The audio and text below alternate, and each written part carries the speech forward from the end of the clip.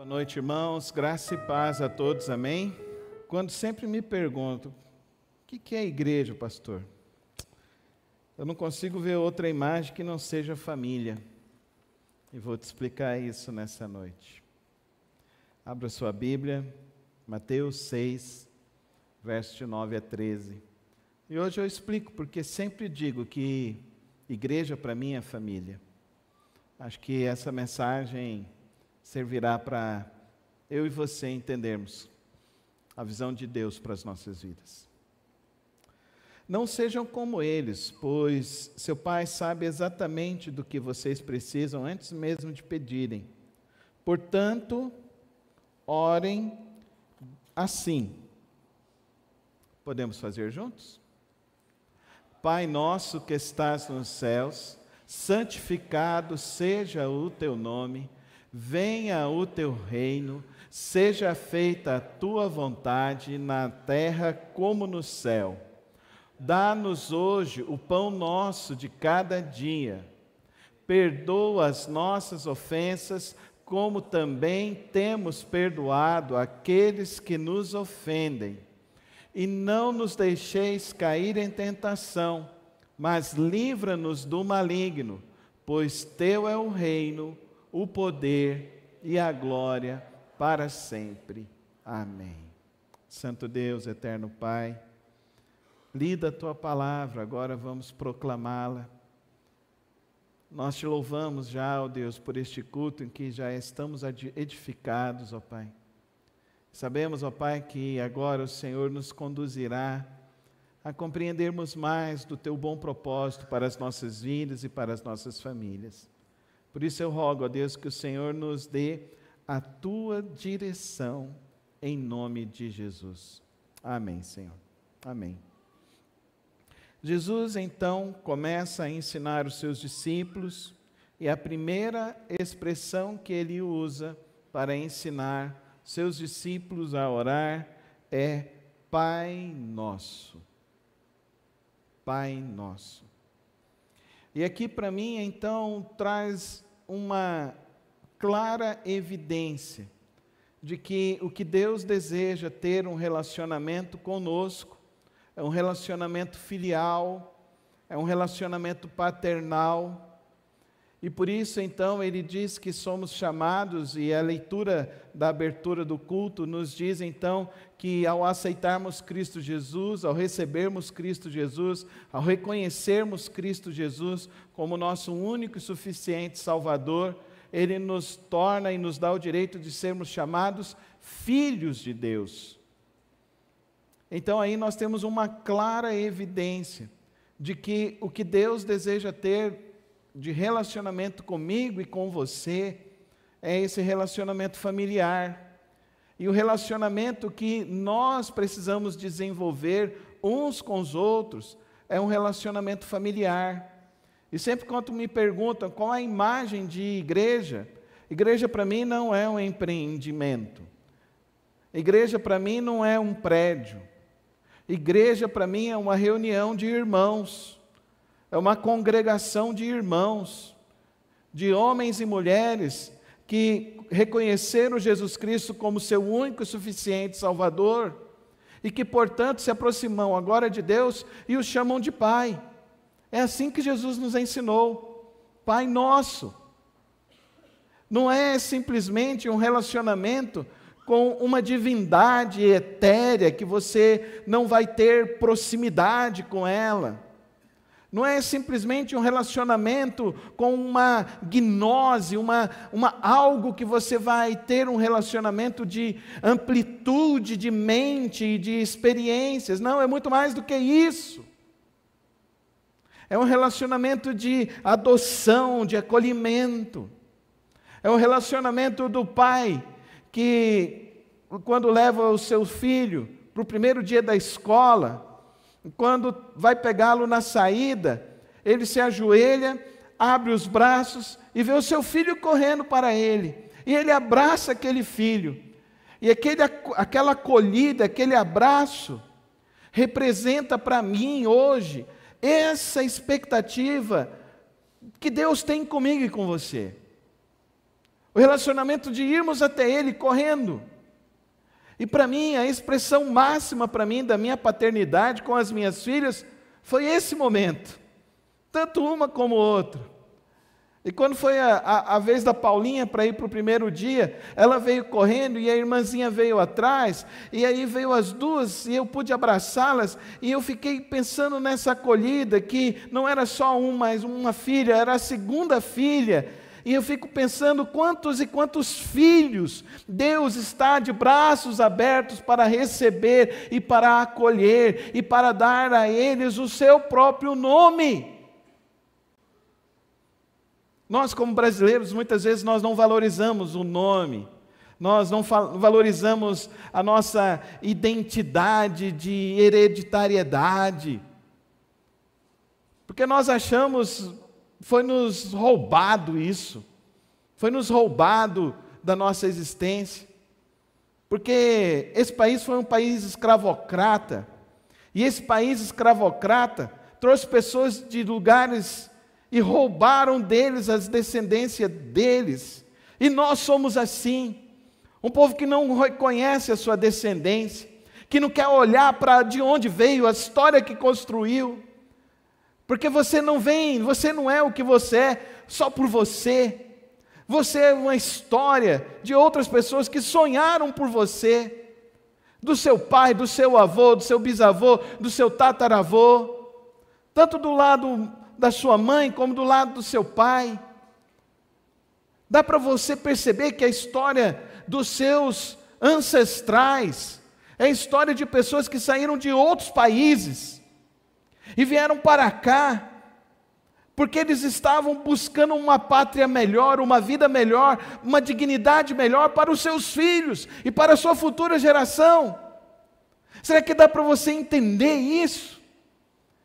E nessa noite eu gostaria que você compreendesse isso, que quando nós chamamos Deus de Pai, é uma mudança que Jesus está fazendo na estrutura do pensamento de Israel.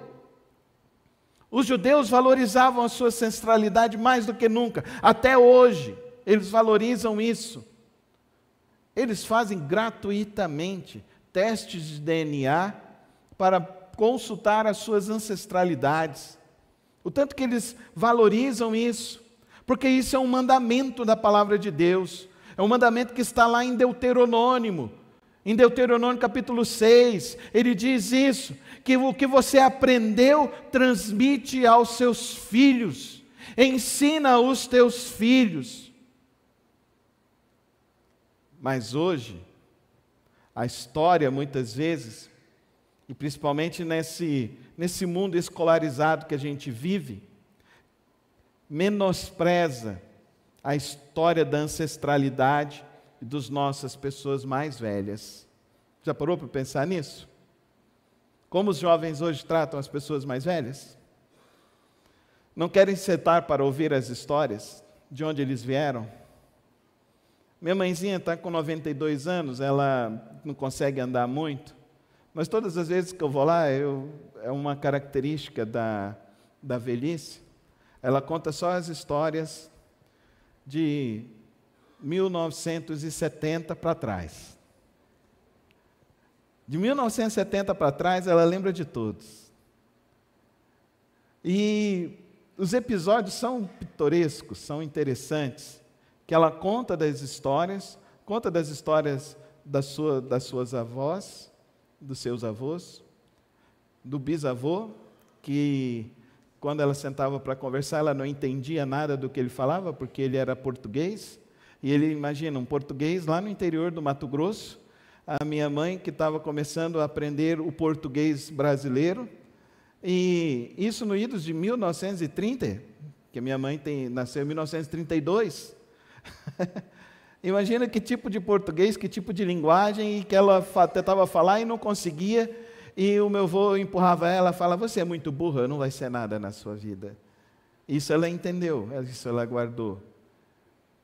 Mas a nossa vivência de vida familiar, principalmente no Brasil, tem um propósito de querer desagregar famílias.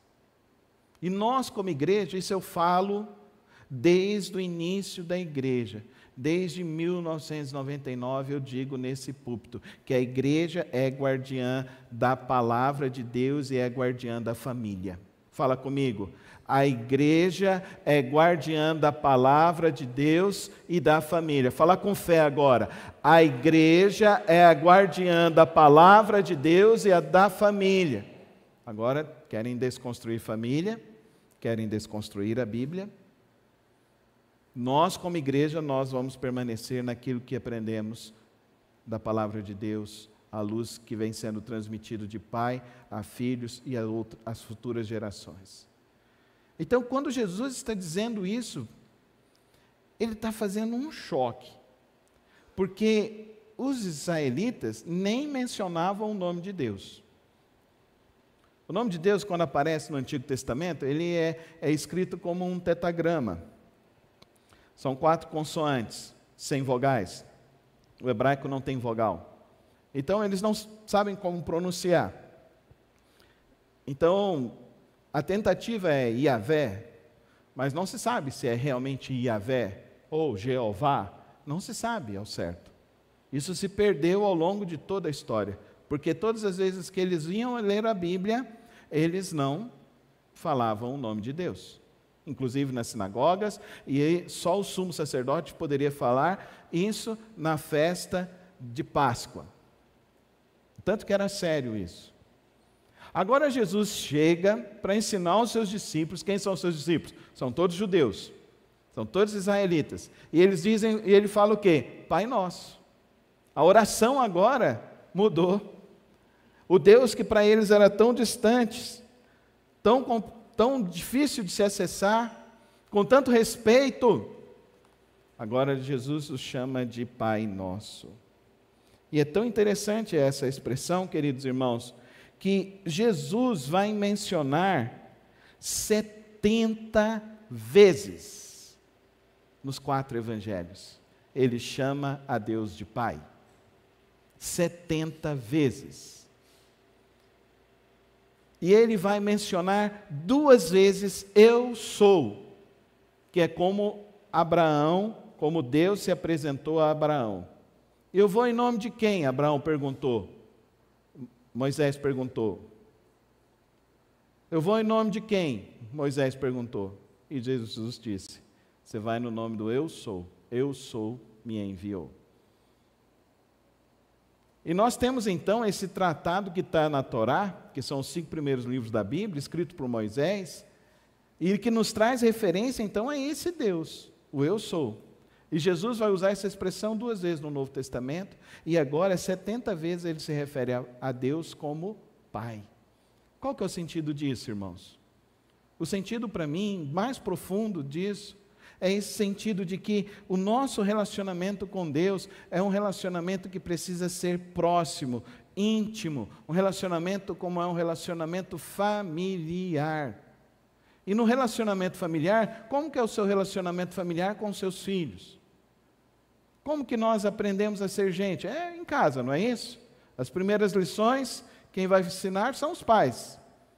Escovar os dentes, se limpar, tomar banho. São os pais que ensinam isso para os filhos. E essas 3 lições, né, pais e mães? Vou dizer, é difícil, não é não? Você lembra até quando você falava tem que escovar o dente, né? Hoje minhas filhas dão lição, né? Elas escovam direitinho. E elas falam, pai, você não escovou o dente? Agora elas que me cobram, divino. Você não escovou o dente, pai? É assim. Depois acontece, né, essa inversão assim, né, irmãos? Mas é interessante você olhar para o que Jesus está ensinando aos seus discípulos na oração do Pai Nosso. Ele está ensinando que o relacionamento com Deus é um relacionamento de intimidade, um relacionamento familiar. Como que é o seu relacionamento com Deus? Infelizmente, nessa sociedade que está deteriorando o conhecimento de ancestralidade, ataca firmemente a criação paternal. A gente luta com o feminismo, a gente luta com essa ideia. Os homens, então, não podem se pronunciar, porque eles são o quê? Qual que é a expressão que se diz? Os homens são o quê mesmo? Essa sociedade patriarcal, não é assim que se diz? Hoje a sociedade é matriarcal e parece que não está dando muito certo. Querem anular a figura de pai. Mas isso não tem a ver só com a sua família. Isso tem a ver com a sua espiritualidade. Elimina-se a figura do pai, elimina-se a figura daquele que é o provedor e que deveria ser o provedor, e muitas vezes, infelizmente, alguns pais não conseguem cumprir essa missão de ser o provedor da família, e muitos pais não conseguem ser o exemplo para os seus filhos, infelizmente.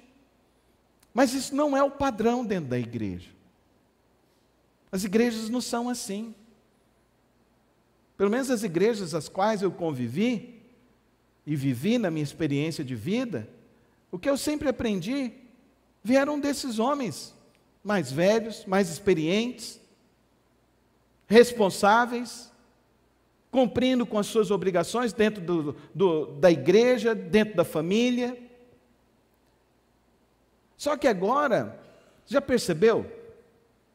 Acontece qualquer problema moral com um pastor, aonde que vai sair? Vai sair no Jornal Nacional, não é assim?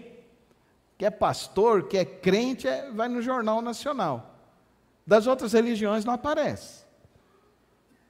Não vai aparecer lá dos espíritas, que acontece muita coisa estranha, não vai aparecer lá de outros grupos que eu não vou ficar falando. Mas eu e você precisamos entender o que está acontecendo nesse tempo. Porque o que acontece nesse tempo tem uma finalidade: te afastar do caminho de Cristo Jesus. E que nós que estamos nesse mês da família, estamos buscando ser família segundo o coração de Deus, nós precisamos então compreender o nosso papel, compreender aquilo que devemos viver e instruir a nossa família. Então, nesse primeiro princípio que nós estamos aqui, no sentido de nos aproximarmos de Deus como Pai, nós precisamos entender uma coisa, que nós homens, como pais, precisamos ser um bom exemplo de fé em nossa casa. Precisamos ser um bom exemplo de espiritualidade em nosso lar. Nós precisamos ensinar os nossos filhos o caminho da palavra de Deus, para que os nossos filhos tenham prazer de cumprir o que está no decálogo, nos 10 mandamentos, para que os nossos filhos tenham prazer de honrar pai e mãe, para que os dias deles se prolonguem na face da terra. Agora, se você tem tido problema com seu pai terreno, então eu gostaria que você hoje, nessa noite, compreendesse essa expressão, compreendesse, tentasse entender o contexto, a história pela qual viveu o seu pai. E ao compreender essa história, tentar perceber que se ele errou, se ele falhou, se ele não cumpriu com o papel dele, talvez faltou outras pessoas para o ajudarem. Por isso que aqui na comunidade batista, nós temos o encontro dos homens, temos o encontro de casais, e uma pessoa me perguntou: pastor, por que o senhor dá tanta ênfase nisso, dá tanta ênfase no encontro das mulheres? É porque nesses encontros, nesses momentos, é que nós podemos estar forjando o caráter de Cristo em nossas vidas. Por isso que nós convidamos cada um a vir para a igreja, participar da igreja, se envolver na igreja como família, para que assim possamos ser forjados em Cristo à luz da palavra de Deus. Porque esta palavra você não vai ouvir em nenhum lugar. Você pode querer pagar até altos cursos aí fora, mas você não vai ouvir isso. Que a vida familiar, esse núcleo familiar, é um núcleo que vai guardar a vida, a sua vida e as futuras gerações. Por isso que eu e você precisamos sempre pensar sobre isso. Eu estou fazendo o meu melhor papel? Eu estou cumprindo o meu melhor papel? Eu estou dedicado, afinco nisso? Jesus, quando Ele está ensinando os seus apóstolos, Ele está justamente ensinando eles Pai nosso. Não é uma entidade distante, é um Pai. A segunda lição que eu e você precisamos entender isso. Se Ele é um Pai, Ele executa a disciplina. Aí é a parte mais difícil que vem, né, irmãos? Mas vamos, abra comigo lá, Hebreus 12, de 5 a 11. Hebreus 12, de 5 a 11. Olha o que a palavra de Deus nos diz. Hebreus 12, de 5 a 11. E veja o que a palavra de Deus nos diz. Vocês se esqueceram da palavra de ânimo que Ele lhes dirige como a filhos. Meu filho, não despreze a disciplina do Senhor, nem se magoe com a sua repreensão, pois o Senhor disciplina a quem ama e castiga todo aquele a quem aceita como filho. Suportem as dificuldades, recebendo-as como disciplina, Deus os trata como filhos. Ora, qual filho que não é disciplinado por seu pai? Se vocês não são disciplinados e a disciplina é para todos os filhos, então vocês não são filhos legítimos, mas sim ilegítimos. Além disso, tínhamos pais humanos que nos disciplinavam e nós os respeitávamos. Quanto mais devemos submeter-nos ao Pai dos Espíritos, para assim vivermos. Nossos pais nos disciplinavam por curto período, segundo lhes parecia melhor, mas Deus nos disciplina para o nosso bem, para que participemos da sua santidade. Nenhuma disciplina parece ser motivo de alegria no momento em si, mas de tristeza. Mais tarde, porém, produz fruto de justiça e paz para aqueles que por ela foram exercitados. Amém, irmãos? A disciplina do Senhor Jesus é para o nosso bem. Quem aqui levou uns bons corretivos do pai? Levanta a mão aí, deixa eu ver. Quem já levou uns bons corretivos? Não tem ninguém traumatizado aqui não, né, irmãos? Tem alguém traumatizado? Está traumatizado? Marca o horário, vem conversar comigo que eu vou orar com você, vou te ajudar a entender o milagre do perdão. O perdão é maravilhoso. Se minha mãe não tivesse batido, eu tinha uma mania, irmãos, de achar tomada. E eu sempre tinha uns alicates e grampos das minhas irmãs. E como eu gostava de fazer esse tipo de experiência, né? Irmãos, eu quase botei fogo na casa umas 10 vezes, porque eu gostava de fazer isso. Se não fosse uma boa correção, provavelmente eu teria ficado preso num momento desse e teria passado, talvez até perdido uma parte das minhas mãos, né? Uma vez minha mão ficou pretinha assim, eu até olhei e falei, mãe, será que eu vou perder minha mão? A minha mãe assim, bem caridosa, bem cheia do Espírito Santo, falou, tomara que perca. Eu acho bom que tem gente que acha que a vida é perfeita, né? Ninguém fica nervoso com ninguém, né? Todo mundo acredita na família da Margarina Doriana, né? Nossa, Margarina Doriana. Os mais jovens nem entendem o que eu estou falando. Mas tinha uma propaganda na televisão que era Margarina Doriana. Era uma família perfeita, né? E todo mundo, e todos os filhos hoje em dia acham então, porque o pai do fulano não faz assim, porque a mãe do ciclano não faz assim. Eu quero te dizer uma coisa. O seu pai sabe o que é melhor para você. A sua mãe sabe o que é melhor para você. Filho, ouça eles. Quero dizer ainda mais, ouça mais a eles do que a qualquer outra pessoa neste mundo. Mas ele é duro, ele é chato, não sei o quê. Graças a Deus aos pais chatos. Amém, irmãos? Seja chato, seja o que cobre, seja o que esteja ali. Não fica aceitando nota baixa, não. Ensina o seu filho, tirar a nota melhor, melhorar na escola, melhorar no comportamento. Ensina o seu filho, educação financeira. Dá R$10 para ele e fala que tem que durar até o final do ano. É para ele não gastar, vocês não entenderam? Ele não vai gastar, ele, 10 reais até o final do ano não vai gastar. Se ele aprender a não gastar, você ensinou uma grande lição para o seu filho, a controlar a compulsividade. O que nós temos de pessoas compulsivas, consumistas, pessoas que não conseguem se controlar financeiramente, porque não conseguem guardar dinheiro. E aí, o que nós estamos ensinando? Nós estamos ensinando os nossos filhos o caminho certo, ou nós estamos ensinando os nossos filhos a depender do governo e do Estado? Você acha que o governo e o Estado vai sustentar você? Vai não. Vai faltar para todo mundo daqui uns dias. Vai faltar. Mas para aquele que é previdente. Vocês lembram de José lá do Egito? Lembram de José do Egito? O que ele fez? 7 anos de vacas gordas. O que ele fez? Juntou dinheiro, guardou. 7 anos de vacas magras. O que aconteceu com o Egito? Passou fome? Não.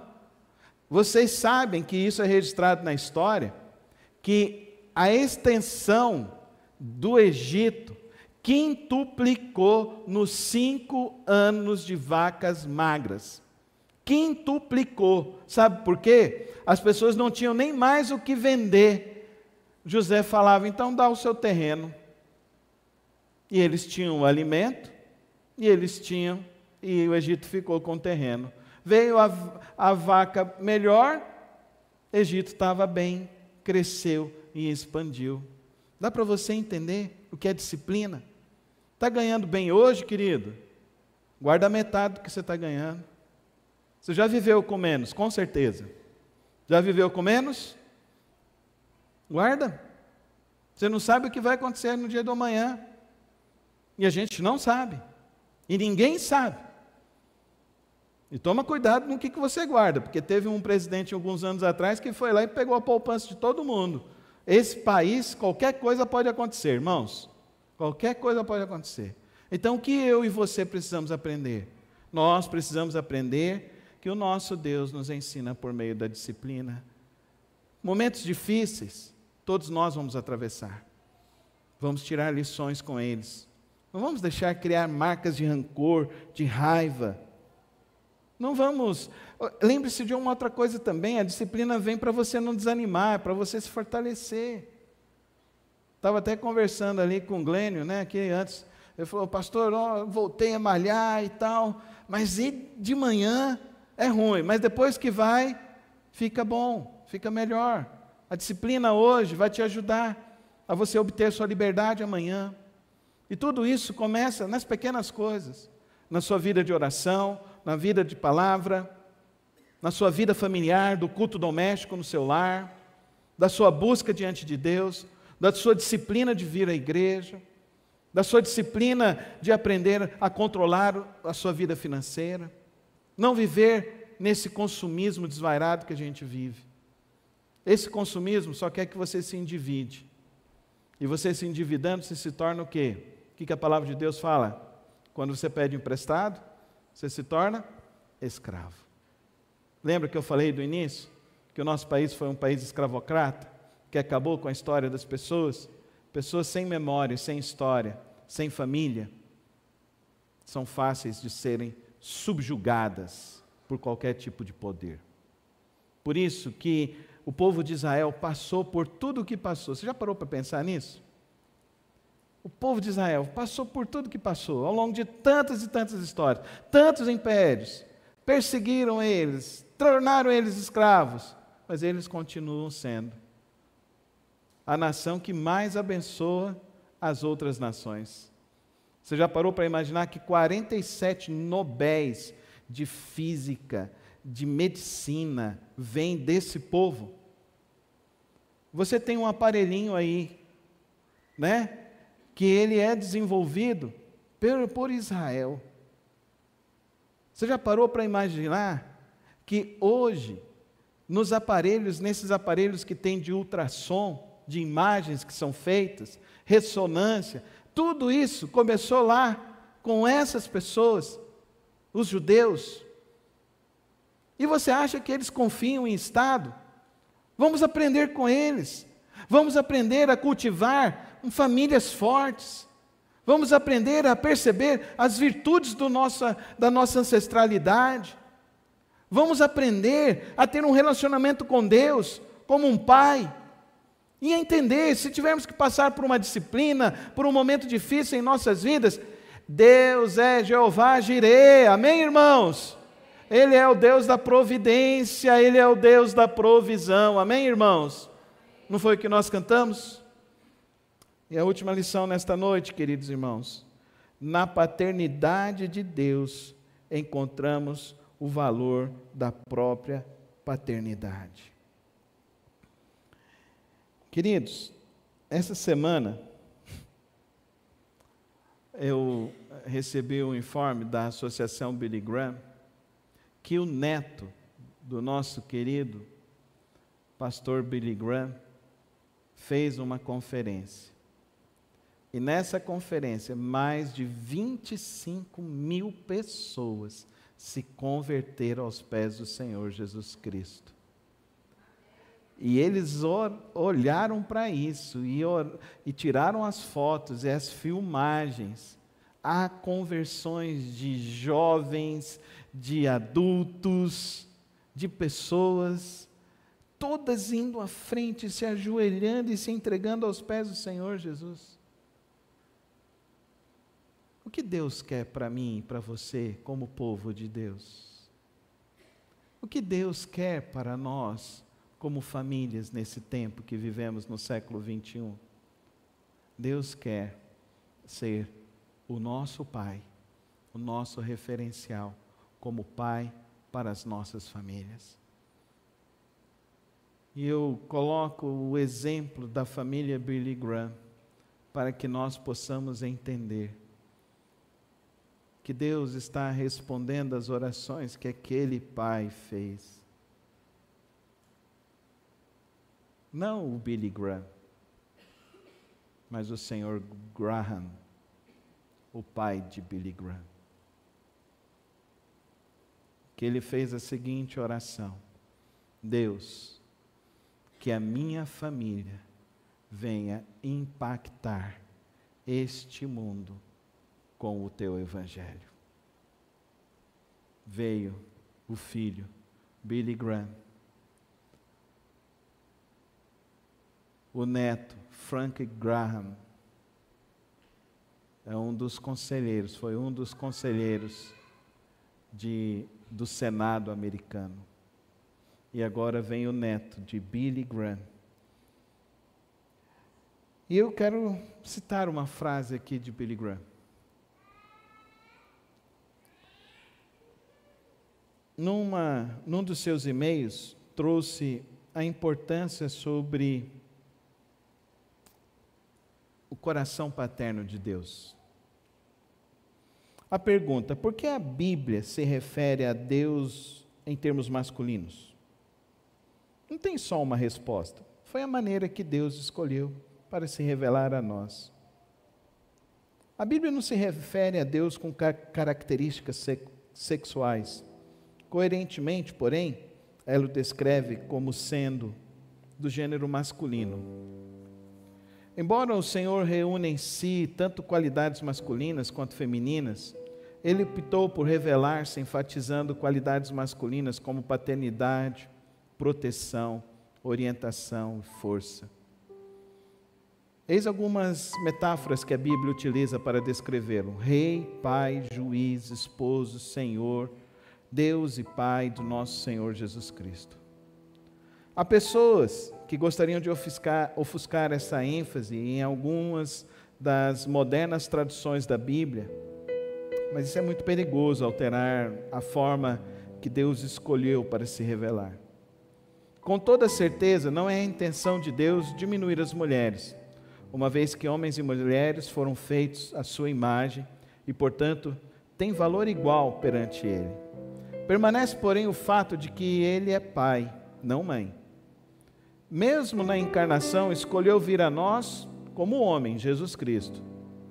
C.S. Lewis, famoso erudito cristão, sugeriu que o gênero é algo muito mais profundo do que as meras distinções que percebemos. Sugere ele que Deus é tão masculino que, em relação a Ele, somos todos femininos. Se isto é a verdade, explicaria por que a igreja é descrita como a noiva de Cristo, embora seja composta tanto de homens como de mulheres. E o que isso quer dizer para mim e para você? Eu sei que existem muitas pessoas que têm dificuldade em tratar a Deus com Pai e olhar para a paternidade de Deus. Eu sei pessoas que realmente foram destruídas em suas emoções, em sua própria vida, em sua própria dignidade, por falta de disciplina, por falta de entendimento dos pais. Mas eu quero te dizer nessa noite que o Pai eterno é diferente. O nosso Pai eterno, Ele compreende a sua necessidade. Ele compreende a profundidade do seu ser, como ninguém neste mundo poderá compreender a você. Eu sei que o Pai eterno, Ele deu a você o presente mais caro e inestimável do mundo, que foi o seu Filho, Jesus Cristo. E que Jesus nos mostra que o relacionamento dele com o Pai, ele falou várias vezes: eu e o Pai somos um, porque a minha alegria é fazer a vontade do meu Pai.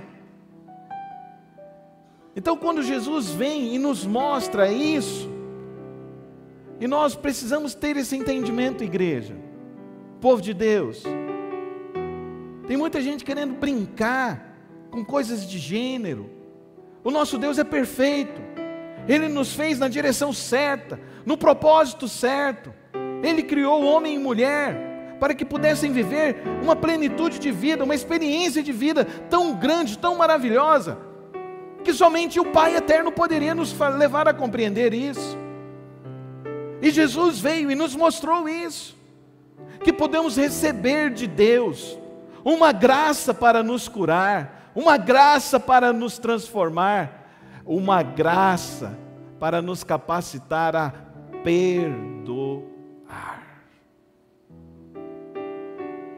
Então Ele, na sua oração, Ele nos ensina isso. Pai nosso que estás nos céus, santificado seja o teu nome, venha a nós o vosso reino, e seja feita a tua vontade, aqui na terra como é feita no céu.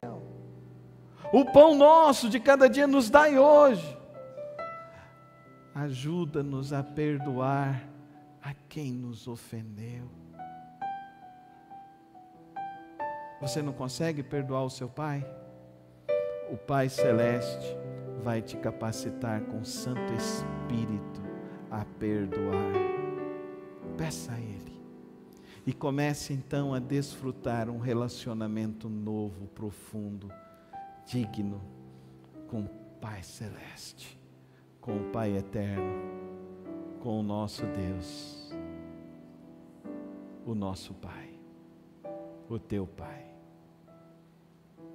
E isso vai nos conduzir como família e povo de Deus a reconhecer mais e mais esse grande amor de Deus. Vai nos ajudar a viver a nossa espiritualidade com muito mais profundidade. Seu pai é vivo? Então, se ele está perto, dá um abraço, dá um cheiro nele, porque vai ter dias nessa vida em que você só vai lembrar do cheiro do seu pai.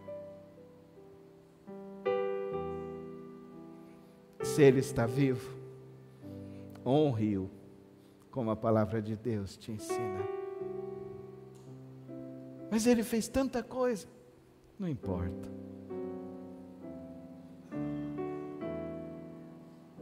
Deus colocou ele na sua vida para você viver uma história que outras pessoas não vão poder viver. Eu sei o que é ser órfão. Muitos aqui, graças a Deus, não sabem o que é isso. Eu sei o que é ser adotado. Não que eu fui adotado por alguém, mas eu fui adotado por Deus. E só Ele que preencheu aqui o meu coração, a minha alma, a minha vida. Só Ele que derramou uma graça tão sublime, tão maravilhosa. É esse o meu convite para você nessa noite. Vá ao Deus, vá a Cristo, vá ao Deus eterno, vá ao Pai eterno e receba tudo aquilo que você precisa hoje. O amor de Deus no seu coração. Feche os teus olhos e ore agora. Ore, fale com Deus. Se você tem o seu pai, agradeça. Deus, eu quero agradecer o seu pai. Se ele já foi, agradeça a história que você viveu com ele. Se ele não foi bom, Deus, limpa o meu coração para que eu possa perdoá-lo. Mas recebe hoje a cura de Deus. Recebe hoje a graça de Deus na sua vida, no seu coração. Faça hoje um momento de fé seu com Deus. Fala com Deus. Aproveita esse seu momento com o Senhor, de colocar a sua vida diante de Deus. Santo Deus, eterno Pai, eu te louvo nessa hora, ó Pai. Eu sei, ó Deus, que o teu propósito se cumpre aqui nesta noite sobre vidas.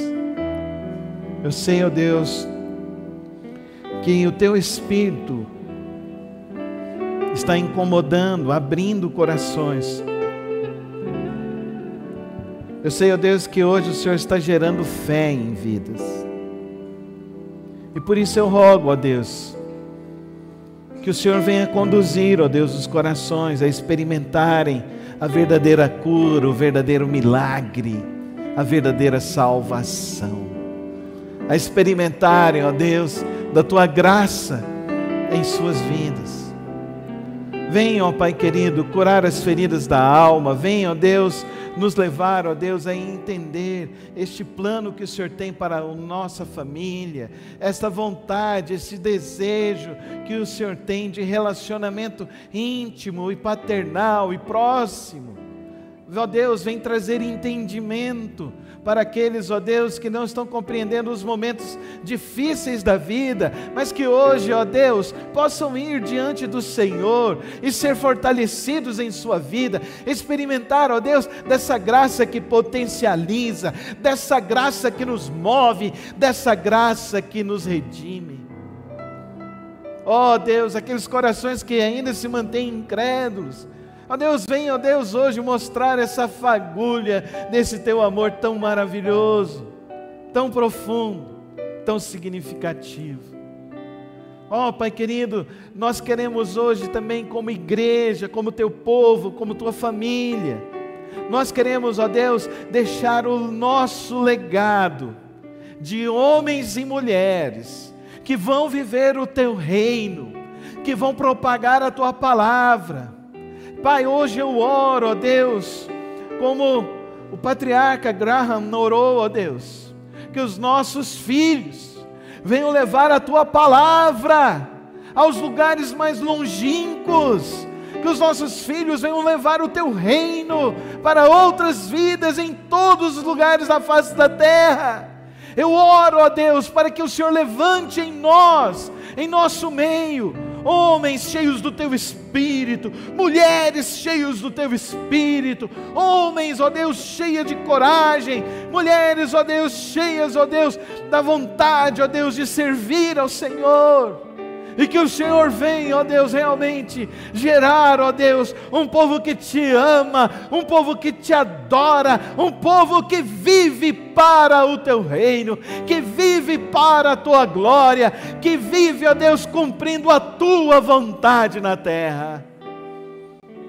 Nos ajuda a vencer, ó Deus, os atrativos deste mundo e nos faz mergulhar mais e mais no nosso relacionamento contigo.